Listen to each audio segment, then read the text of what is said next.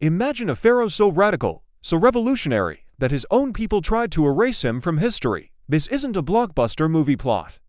This is the real story of Akhenaten, the heretic king of Egypt. Forget what you know about pharaohs building pyramids and worshipping a pantheon of gods. Akhenaten threw all of that away for one single idea that would shake the foundations of his ancient world. So, who was this guy? Or before he became Akhenaten, he was known as Amenhotep IV. He was the son of a powerful pharaoh, Amenhotep III, who presided over an era of incredible wealth and stability. Egypt was the superpower of its day, a vast empire stretching from Nubia to the Near East. The temples were overflowing with gold, and the priests of the god Amun-Ra held immense power, almost rivaling the pharaoh himself. Life was good, structured, and predictable. But the young prince, Amenhotep, saw things differently. We don't know exactly what sparked his revolution, but from a young age, he seemed more interested in a minor solar deity, the Aten. The Aten wasn't a god with a human or animal head, like the familiar Egyptian gods. It was represented simply as a golden orb in the sky, the physical disk of the sun, with its rays ending in little hands, often shown bestowing life and prosperity upon the royal family. For the young prince, this wasn't just another god, it was the only god. The one, true, universal creator of all life, not just for Egyptians, but for everyone. This was a mind-blowing concept in a polytheistic world. When he ascended the throne, he didn't waste any time. In the 5th year of his reign, he changed his name from Amenhotep, which meant Amen is satisfied, to Akhenaten, meaning effective for the Aten. This wasn't just a name change. It was a declaration of war on the old religious establishment. He moved the entire capital of Egypt from the traditional city of Thebes, the heart of Amun-Ra's cult, to a brand new, virgin location in the middle of the desert.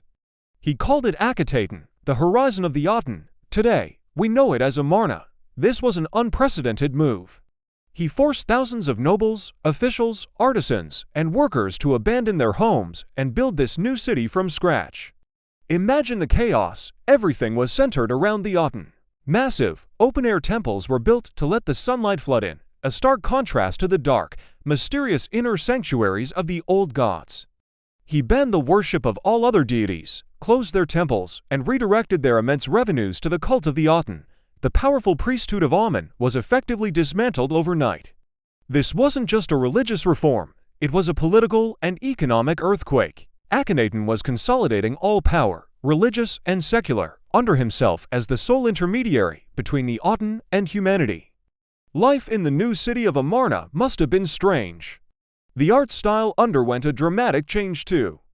Gone were the idealized, muscular, perfect figures of traditional pharaonic art. The so-called Amarna style depicted the royal family with elongated skulls, slender necks, curvaceous hips, and prominent bellies. Akhenaten himself is shown with almost androgynous features. Was this a realistic portrayal, or a new artistic and religious symbolism? Scholars are still debating. Maybe it was meant to show him as the father and mother of all mankind, a physical vessel for the life-giving Aten. His famous wife, Nefertiti, whose name means the beautiful one has come, was always by his side. Unlike previous queens, she was depicted as nearly his equal, shown in powerful poses, even smiting enemies, a role usually reserved for the pharaoh. Together with their 6 daughters, they were the Holy Family, the only ones who could truly communicate with the Aten. For everyone else, worship was directed not to the god itself, but to the pharaoh and his family. But while Akhenaten was busy with his religious revolution, the empire was starting to fray at the edges. Diplomatic letters found in Amarna, known as the Amarna letters, reveal pleas for help from vassal kings in Syria and Palestine. They were being attacked by rivals, and their requests for Egyptian troops and support seemed to have been largely ignored. Akhenaten, the universalist who believed the Aten was for all people, seemed surprisingly uninterested in the practicalities of managing his international empire. His focus was inward, on his new religion and his new city. This radical experiment lasted for about 17 years. So, what went wrong? Well, probably a lot. Forcing an entire civilization to abandon thousands of years of tradition and belief is a tall order. The common people likely felt lost. Their local gods, the ones they prayed to for fertility, a good harvest, or protection from illness, were gone.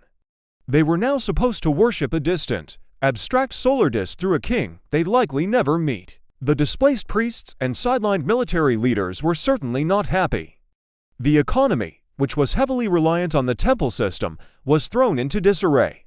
When Akhenaten died, his revolution died with him. His successor, who we believe was his son, ascended the throne as Tutankhaten, living image of the Aten, but within a few years, the pressure from the old guard was too much. The young king changed his name to Tutankhamen, living image of Amun, abandoned the city of Amarna, and moved the capital back to Thebes. The old gods were back, and this is where it gets chilling.